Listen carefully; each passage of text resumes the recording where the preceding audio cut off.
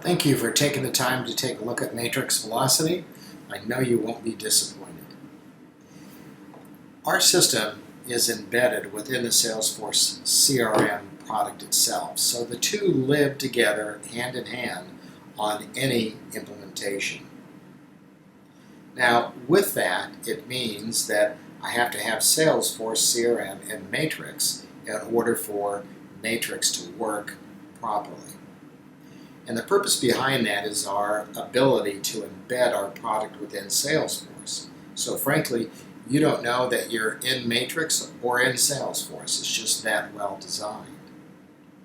Now, with that, I'm at a account tab here within Salesforce, and I'm going to go ahead and grab a customer. This is all Salesforce. Very normal, very typical Salesforce. Price books, all of our information here. The asset list, of course, we've expanded that to not only have serial numbers, but even lot IDs, expirations, the install dates, the purchase order you bought it from, as well as the order and any manufacturer warranties or RMAs that may be on that account. So there's a lot going on there within Matrix. Now, the contact remains the same. It's just, again, it's part of Salesforce that we use, as well as the opportunity and the quote area of Salesforce is also something that we do use, and it's fully integrated to the Matrix order. So if I started at an opportunity and decided to move that opportunity to an order, not a problem. If I decided to start at a quote and move it to an order, not a problem. It just moves all the products all the way over to the order itself. Now, I'm going to go ahead and just go into an order. And let's just say I'm a sales rep, and I've got to sell my customer some products here. So I'm talking to my customer account contact number 1 here, and he wants to place an order with me, which is wonderful. And so I've got an order date and a purchase order from my customer. I've got my bill tos, my ship tos. I've got everything ready to go, even an estimated ship date and how we're going to ship that particular product. Now, when I click on Save and Add Line Items, what I'm doing is I'm looking at a Matrix configurator or product page here. And so I have just standard kits that I can provide my particular customer with. And notice I'm just picking one item here. And then I also have serialized items that I can go ahead and pick, or non-serialized products, whatever it may be. And at this level, I have hoverovers that kind of give me an idea of what product is in what warehouse and the quantity that we need. Now, once I select those products, I'm moving them over to my primary order page. Now, you can see here on this particular product was one of the serial numbers that I picked, and we have a list price of $40. So not only do you have that availability, but you also have history. Now, what this allows you to do is just to see the last order, the date, the quantity, and the price you sold that to your customer for. So that's good information for the sales reps to have. Now, next, I picked a kit, and the kit automatically brings over a variety of different products. Now, in this particular area, I'm doing a service agreement as well, and that's what I'm adding on to this particular product or kit configurator.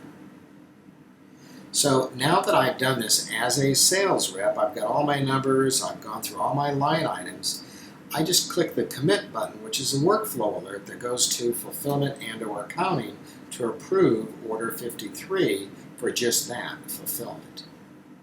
Now notice that we already created an opportunity for this order and closed it. That's for pipeline reporting as well as commissions. So I'm at the order, I'm in accounting, and I'm going to say, I'm going to go ahead and give the 2 thumbs up to go ahead and fulfill this order. Now, if you look here, it's defaulted to Warehouse 1, which means I have enough product available to ship out of one warehouse location. I could select other warehouse locations. I could look for availability at, again, other warehouse locations. I could create purchase orders for this particular order or any one of these line items. I could do a pick ticket here, a purchase order here, a back order there, and a purchase order drop ship. So I can do all kinds of fulfillment all from this one page for that one particular order. So as I select complete fulfillment, what I'm doing is I'm creating for order 53 pick tickets or a pick ticket.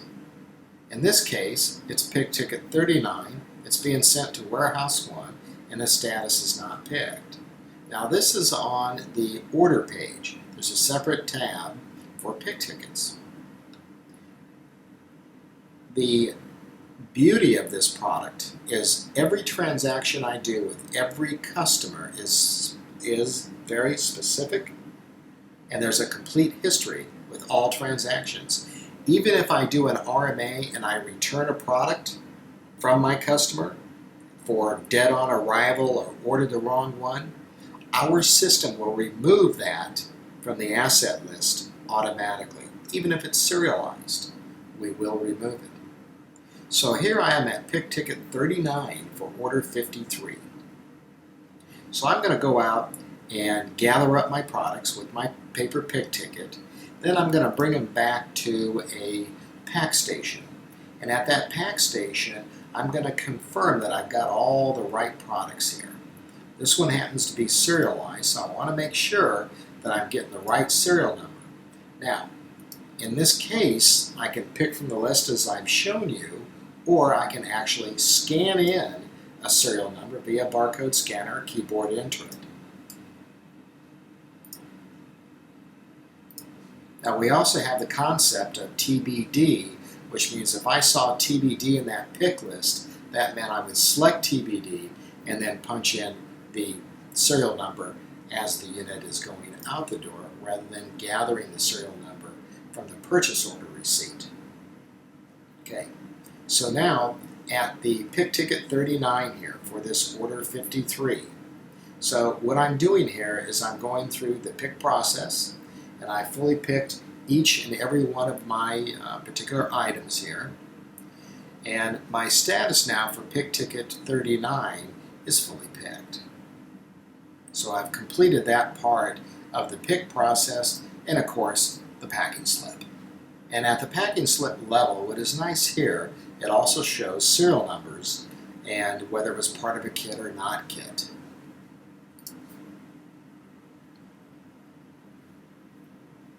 Alright, so what I've done now is I've done the gather the products, the pick ticket, the confirm at the packing station, and of course the packing slip.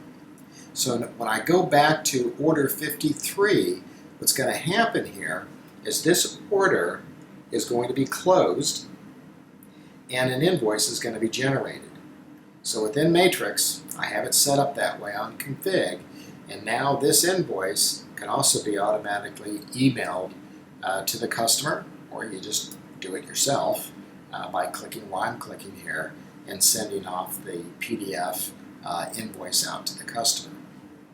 And so that's the entire process from a sales rep engaging with the customer, creating an order, opportunity, or quote, because they're all linked together, and then committing that order. Sales rep goes back to work making more sales now.